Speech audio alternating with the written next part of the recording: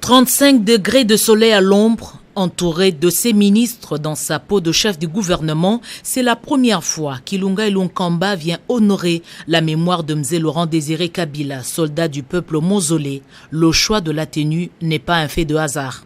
Loin d'être un geste ordinaire, le dépôt de la gerbe des fleurs sonne comme un acte de reconnaissance du modèle incarné par l'homme de Ewabora.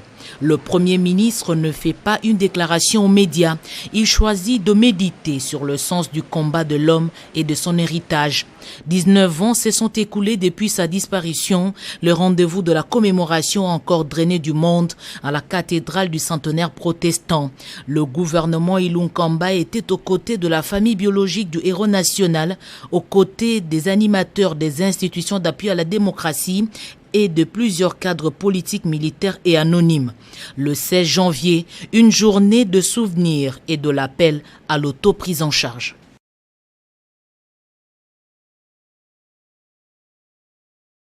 Les grands hommes ne meurent jamais, ils vivent à travers leurs idées et leurs pensées qu'ils laissent derrière eux. 19 ans après son assassinat par les ennemis de la République, un culte d'action de grâce a été organisé en mémoire de ce soldat du peuple qui est Mzee Laurent Désiré Kabila, auquel ont pris part l'épouse de Joseph Kabila et toute la crème politique du pays. Ne jamais trahir le Congo, c'est sur cette pensée de Laurent Désiré Kabila que le révérend Kwim Robert de l'Église du Christ au Congo a axé sa prédication. Il a exhorté l'Assemblée à plus d'amour pour un Congo fort et uni.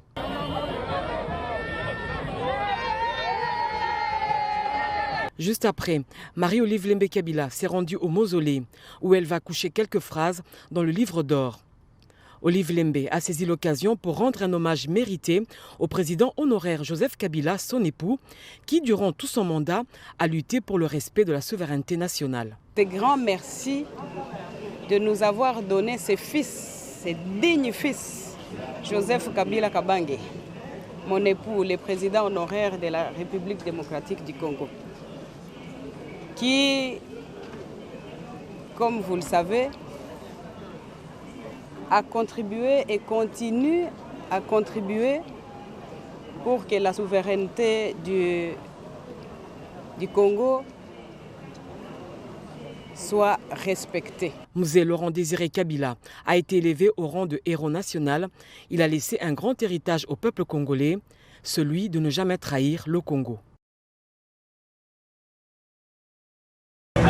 Le 16 janvier de chaque année, comme le 17 janvier également, pour nous ce sont des journées spéciales.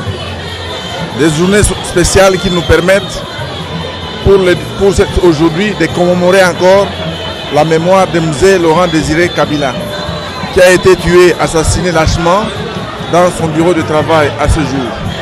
Nous pensons encore à lui et nous avons un sentiment que son œuvre continue et continuera, et nous assurons à tous ceux qui nous suivent que nous allons, nous PPD, nous prendre en charge pour la dignité du peuple congolais, et nous n'allons jamais trahir notre pays. Nous avons marché parce qu'il faut montrer au peuple que nous avons été derrière Mzee Laurent Désiré Kabila, sa mémoire continue. Aujourd'hui, nous sommes derrière celui qui a poursuivi ses œuvres, Joseph Kabila Kabange, chef de notre parti politique et président honoraire. C'est pour montrer que Mzee est là, Mzee est encore vivant à travers la symbolique marche que nous avons organisée aujourd'hui, nous les PPD. Vous pouvez faire tout ce que vous faites dans votre domaine, mais n'oubliez pas que vous n'avez qu'un seul pays, c'est le Congo. Par rapport à ce qui se passe par exemple à Béni, nous sommes tous interpellés. Notre premier devoir, c'est de nous ranger derrière notre armée. Et je crois que c'est dans cette solidarité avec notre armée et nos compatriotes de l'Est que nous allons montrer que nous honorons la mémoire de Mzee. Aujourd'hui, quand on nous parle de la philosophie de Mzee autour du service national, avec les différents niveaux, au recrutement, au niveau de la formation, au niveau de l'encadrement des jeunes, nous comprenons que finalement, Mzee a été cette personne qui a refondé la nation congolaise, qui a changé le cours de l'histoire de la République démocratique du Congo. Il mérite d'être connu et d'être honoré. Donc nos pères avaient l'amour de la patrie. Nos pères s'aimaient les uns les autres, ils ne vidaient pas les caisses de l'État, ils ne mettaient pas les mains là où il ne faut pas. Aujourd'hui, c'est quoi? C'est signe de subtilité quand vous faites ça. Donc, c'est difficile, mais nous ne perdons pas espoir parce que moi, madame, je suis croyante, Dieu est Dieu et il n'y a aucune force au-dessus de celle de Dieu. Nous y arriverons avec l'Éternel. L'intervention principale était celle de votre collègue Nikes Kibelbel, journaliste d'investigation que je salue, dont je salue la pertinence des analyses, et la profondeur des concepts qu'il a utilisés pour faire prendre conscience de ce qui est en train de se passer, de ce qui est en jeu à Béni et des malentendus sémantiques derrière lesquels on cache tout cela. On parle des rebelles ougandais alors qu'en réalité il y a des Congolais parmi eux, il y a des Tanzaniens, il y a des Ougandais, il y a des Rwandais, il y a toutes sortes de nationalités et derrière tout cela, il y a les utilisateurs des minerais qui sont en train d'être pillés parce que le Congo n'a jamais cessé d'être considéré comme une colonie internationale. Et nous avons compris que Mzee, c'était un politicien qui avait un courage exceptionnel et il nous a laissé des leçons. L'autoprise en charge, c'est la première leçon. Et la seconde, c'est de ne pas trahir notre pays. Nous avons compris qu'il faut protéger notre pays à la manière de Mzee parce que nous n'avons pas le droit de trahir cet homme du peuple. Sur le plan du nationalisme, il faut noter que Laurent Désiré Kabila s'inscrit dans la ligne droite de Lumumba. C'est pourquoi d'ailleurs on fait toutes les 2 journées ensemble, parce que tous les deux, que ce soit Laurent Désiré Kabila, que ce soit Lumumba, tous les deux ont combattu l'impérialisme, ils ont combattu le colonialisme naissant pour chercher à recoloniser le pays qui a été bien sûr décolonisé sur le plan politique, mais sur le plan économique. Donc, que ce soit Lumumba qui a dit non à ce colonialisme naissant, que ce soit Laurent Désiré Kabila, vous verrez qu'ils ont même été éliminés dans les mêmes conditions, c'est parce qu'ils ont fait preuve de nationalisme et ils ont dit non à l'impérialisme et aux forces centrifuges. Il y a 2 phrases de Mzee qui retentissent tous les jours dans les oreilles des Congolais. Ne jamais trahir le Congo et prenez-vous en charge. Et je crois qu'aujourd'hui, même les enfants à l'école primaire connaissent ces phrases. Prenez-vous en charge et ne jamais trahir le Congo. Et nous, Congolais, nous nous efforçons tous les jours de mettre ces 2 phrases en pratique, en développant notre pays, en travaillant, en aimant le pays. Nous rendons grâce à Dieu pour tout ce qu'il a fait par cet homme. Il nous l'a envoyé, il lui a donné force, il lui a donné conviction. Deuxièmement, nous commémorons cette journée, c'est comme pour nous rappeler de ses attitudes, de ses convictions, de sa détermination, de son amour pour le Congo. Un souvenir très vif, toujours aussi vif qu'au premier jour. C'est le souvenir d'une fidélité sans faille et d'un amour inconditionnel à son pays. Et je pense que c'était ça la leçon qu'il voulait nous inculquer et nous pensons l'avoir gardée. Nous gardons Mzee frais en nos mémoires, nous le gardons frais dans nos cœurs. Il a été d'un grand apport pour la jeunesse de cette époque qui est devenu le leader d'aujourd'hui et qui dirige le pays. Ce que j'ai retenu de Kabila, c'est premièrement l'engagement précoce dans le combat politique. À 19 ans, il s'est déjà engagé pour que les choses changent dans notre pays.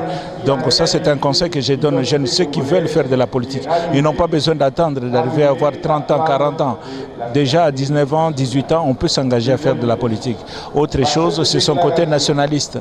Il pense que nous sommes capables, nous les Congolais, de régler nos propres problèmes nous-mêmes sans les interférences extérieures. Il nous a réellement libérés de la dictature de 32 ans. Et à son avènement, nous avons senti que le peuple congolais était en train de vivre un espoir pour que réellement le pays recouvre son indépendance économique, son indépendance politique et son indépendance donc de manière générale dans tous les plans de la vie sociale.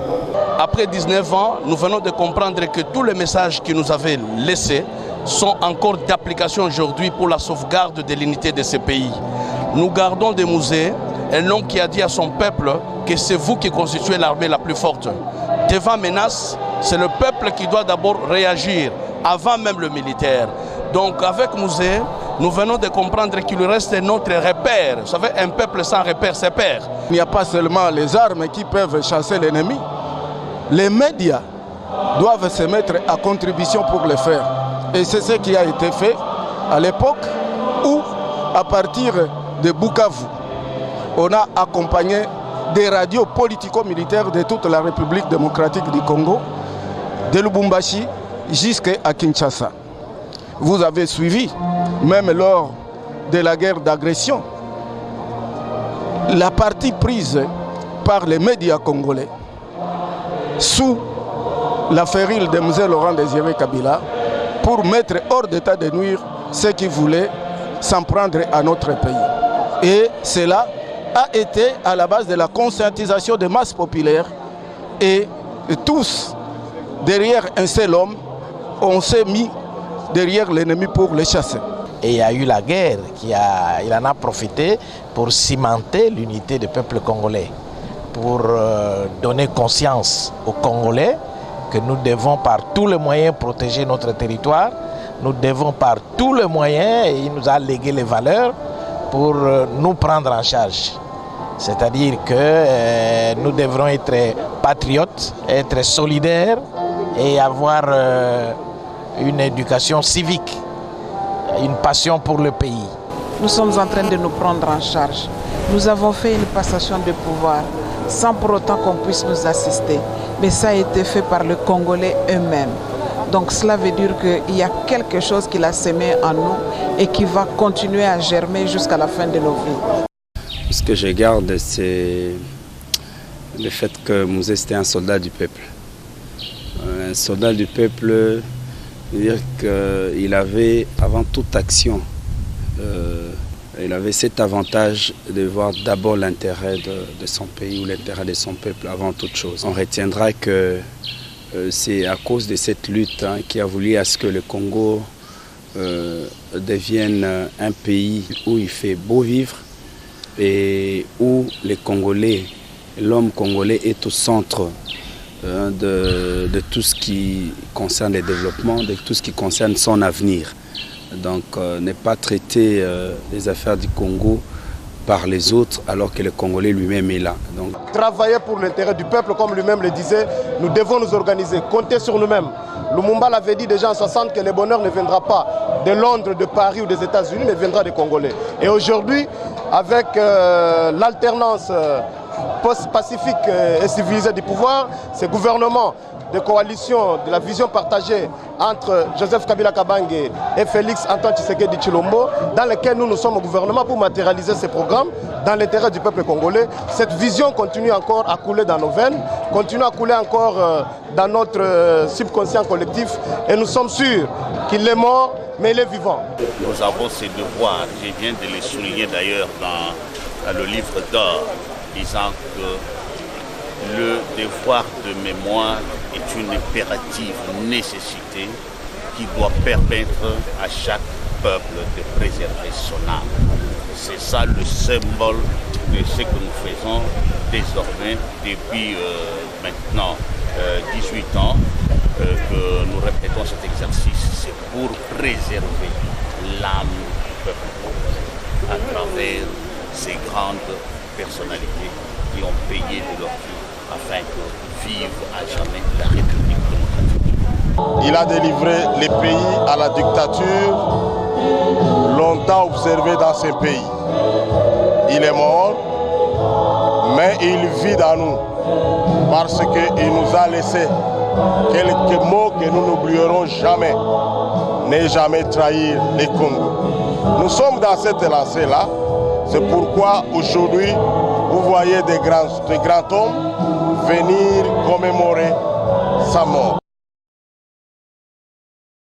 C'est l'église méthodiste unie de Kolwezi qui a offert son hospitalité au culte d'action de grâce commémorant les 19 ans de l'assassinat de feu Musée Laurent Désiré Kabila alors qu'il était en plein service dans son bureau du Palais des Marbres. Plusieurs personnalités politico-administratives ont pris part à ces cultes d'action des grâces avec en tête les gouverneurs de la province du Lualaba, Richard Mouyej Manguez-Mans. L'officiant du jour, le révérend pasteur Kavoul Var Mouaï, a tiré sa prédication du livre de Matthieu chapitre 26 et 27, avec comme thème les prix du scandale et de la traîtrise. Le révérend pasteur Kavoul a appelé les Congolais à ne jamais trahir le Congo comme les fit Mzee Laurent Désiré Kabila. Après les cultes, les ronds-points de l'indépendance a drainé du monde. Occasion pour Richard Mouyej Manguez-Mans de prêcher la paix à tous les habitants du Lualaba. Le sang de nos héros doit nous unir et nous devons transformer cette souffrance en force pour parler le même langage, respecter les institutions, contribuer positivement à la construction du pays, contribuer positivement à la série de réflexions, parce qu'il faudra que tout le monde réfléchisse pour sortir enfin de la crise. Mais aller à l'extérieur pour crier et s'attaquer à ceux qui dirigent, ça n'apportera aucune solution. 19 ans plus tard, la justice n'a pas encore rendu le verdict du procès des présumés assassins de Mzee Laurent Désiré Kabila. Les Congolais se souviennent de celui qu'on appelait affectueusement les soldats du peuple, Moyo Achuma, un cœur de fer.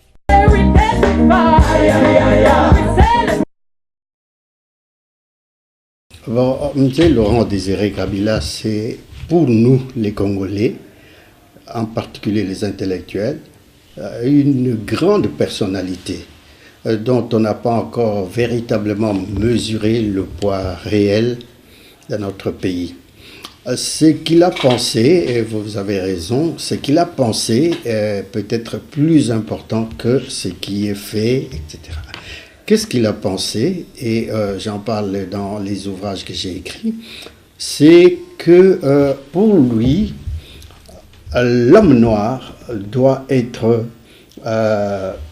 considéré à sa juste titre comme être humain. Sachez que Mzee Laurent Désiré a fait des études de philosophie.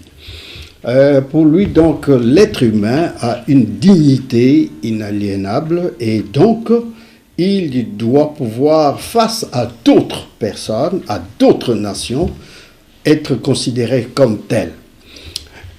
Pour cela, l'indépendance pour lui, et la vraie indépendance, était une exigence fondamentale.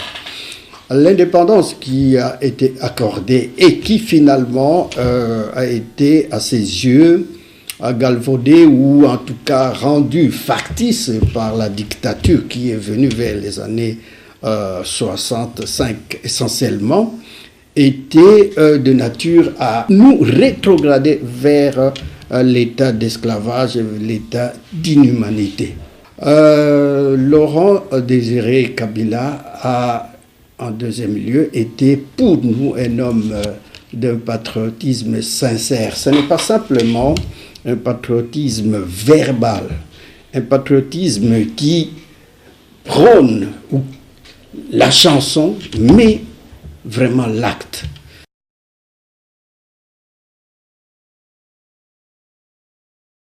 Voici l'homme, Mzee Laurent Désiré Kabila, l'un des derniers Congolais dont l'histoire cristallise le nom dans le cœur des Congolais et des autres nations éprises de paix. Gravé comme sur de pierre pour ne jamais s'effacer à travers le temps, le nom de Mzee Laurent Désiré Kabila se refuse du passé pour rester vivant au quotidien quand il s'agit de la liberté, de la promotion sociale, économique ou culturelle, quand il est toujours question du bien-être et surtout d'un état de droit.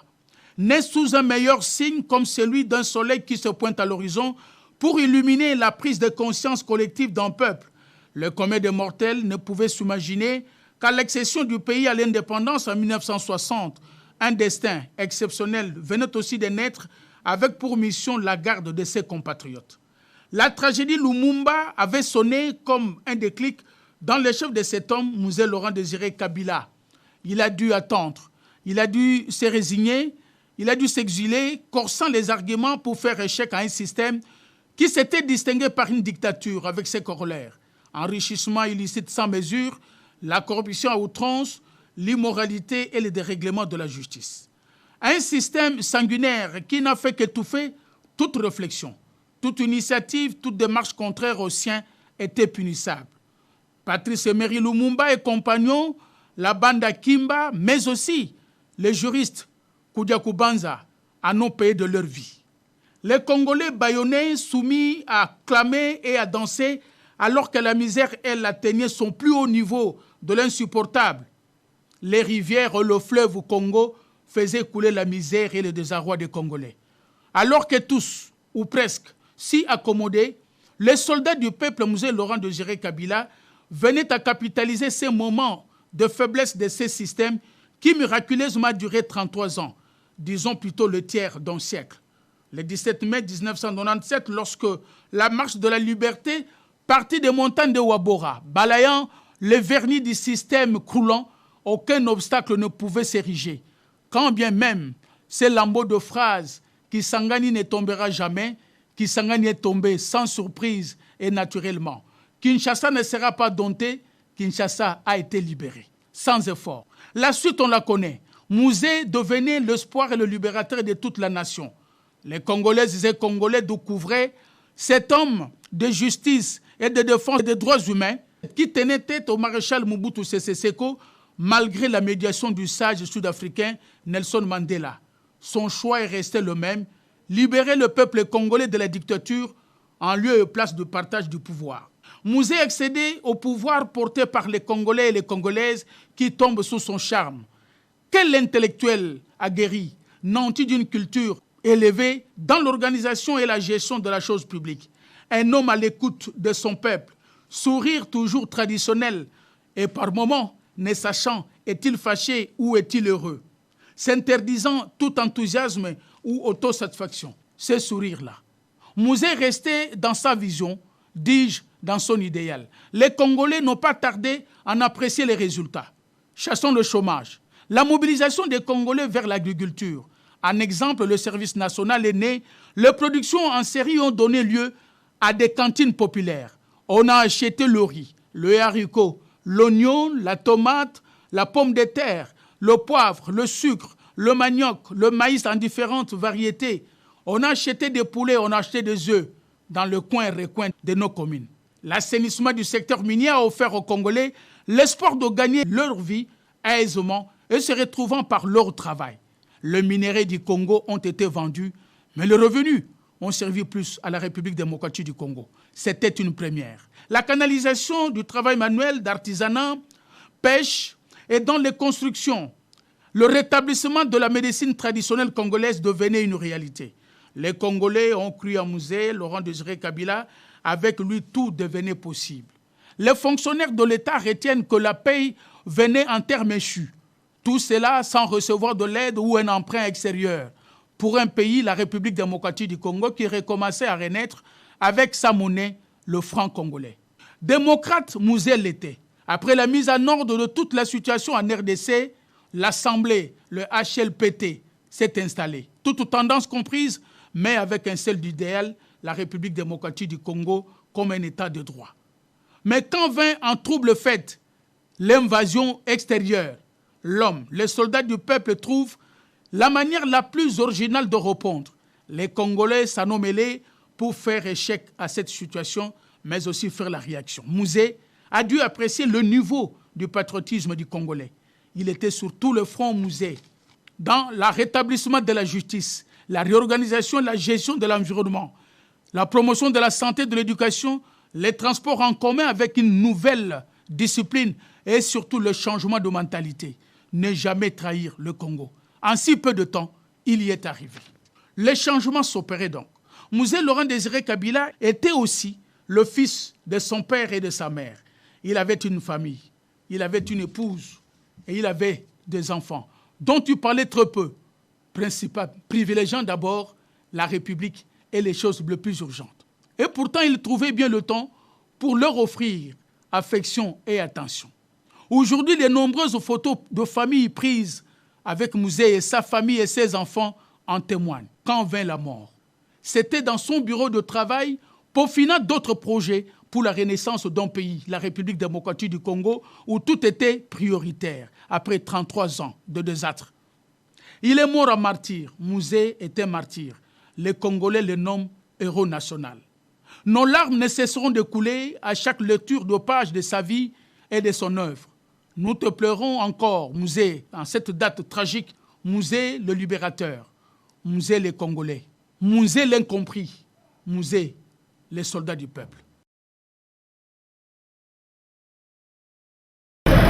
Il y a 19 années passées, jour pour jour, que mourait Mzee Laurent Désiré Kabila. La population de la Tchangou se souvient de ces soldats du peuple. Une cérémonie commémorative a été organisée en sa mémoire au marché de la Liberté. Ces marchés est la première œuvre sociale réalisée par Mzee Laurent Désiré Kabila, offert à la population des Massina, Njili, Kimbantseke, Maluku et Nsele. Pour la petite histoire, la population des Tchangou avait résisté un certain 2 août 1998 à l'agression des rebelles dans la partie est de la capitale Kinshasa. Et c'est en guise de reconnaissance que Mzee Laurent Désiré Kabila leur a octroyé ces marchés modernes construits dans des normes. Plusieurs autorités administratives, coutumières et militaires ont rehaussé de leur présence cette manifestation. Tour à tour, les ministres de la Culture et des Arts, les bourgmestres des Massina et la chargée des missions marché ont brossé en quelques mots la loyauté, la nationalité et les bravoures de l'héros national Mzee Laurent Désiré Kabila. Après dépôt de jobs de fleurs devant le buste de Mzee Laurent Désiré Kabila placé à l'entrée du marché de la Liberté, une visite du stand d'exposition des photos s'en est suivie avec les explications de Madame Fatou Mangassa, chargée des missions de ces marchés.